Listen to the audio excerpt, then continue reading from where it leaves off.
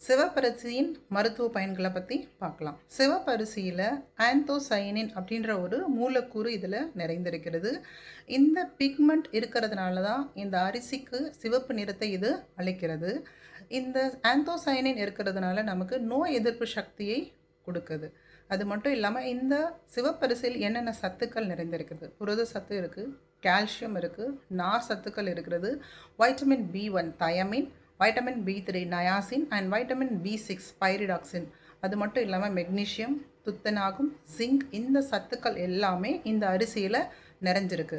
இந்த அரிசியை நம்ம யாருக்கெல்லாம் பரிந்துரைக்கலாம் அப்படின்னு பார்த்தீங்கன்னா, ஆஸ்துமா, இரத்த கொதிப்பு, அதுக்கப்புறமா 2ஆம் வகை நீரிழிவு நோய் டைப் 2 டயாபெட்டிஸ் அப்படின்னு சொல்கிறது, உடல் எடையை குறைக்கணும்னு சொல்கிறது, மூட்டு வலி, தலைமுடி உதிர்வு, இந்த மாதிரி இருக்கிற பிரச்சனைகளுக்கு இந்த அரிசியை நம்ம எடுக்கும்போது இது மிக முக்கிய பயன் நமக்கு கொடுக்குது. அதில் பார்த்தீங்கன்னா நீரிழிவு நோய் இருக்கிறவங்களுக்கு இந்த அரிசியை எடுக்கும்போது ஒயிட் ரைஸ்க்கு பதிலாக இந்த சிகப்பு அரிசியை அவங்க அன்றாட வாழ்க்கையில் அவங்க எடுக்கும்போது இதில் என்ன இருக்குது அப்படின்னு பார்த்தீங்கன்னா, லோ கிளைசமிக் இண்டெக்ஸ் அப்படின்னு சொல்லிட்டு சில உணவுகளை பரிந்துரைப்பாங்க. அந்த வகையில் இந்த சிவப்பரிசி லோ கிளைசமிக் இண்டெக்ஸ் அப்படின்னு சொல்லுவாங்க. லோ கிளைசமிக் இண்டெக்ஸ் அப்படின்னா என்னன்னு பார்த்தீங்கன்னா, ஒரு உணவு இரத்தத்தில் குளுக்கோஸின் அளவை எவ்வளவு விரைவாக உயர்த்துகிறது அப்படின்றத குறிப்பிடுகின்ற ஒரு அளவுகோல் தான் இந்த கிளைசமிக் இண்டெக்ஸ். அந்த வகையில் இந்த சிவப்பரிசி லோ கிளைசமிக் இண்டெக்ஸ், அதாவது இரத்தத்தில் சர்க்கரையின் அளவை ரொம்ப குறைவாக தான் அது இருக்கும். அதிக அளவு அது உயர்த்தாது, இரத்தத்தில் குளுக்கோஸின் அளவை அதிகமாக உயர்த்தாது இந்த சிவப்பரிசி. அதனால தான் இந்த அரிசியை நீரிழிவு நோய் இருக்கிறவங்களுக்கு இதை பரிந்துரைக்கிறோம்.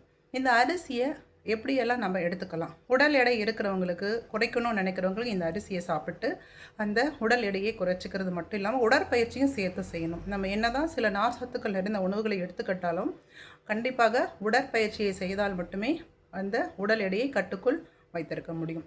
இந்த அரிசியை எவ்வாறு நம்ம பயன்படுத்தலாம்? கஞ்சி மாதிரி வச்சு சாப்பிட்றது, தோசையாகவோ இடியாப்பமாக செய்கிறது, புட்டு செய்து சாப்பிட்றது, இந்த மாதிரி உணவு தயாரிப்புகளை செய்து நம் அன்றாட வாழ்க்கையில் பயன்படுத்தி நம் ஆரோக்கியத்தை வளர்த்து கொள்ளலாம். நன்றி.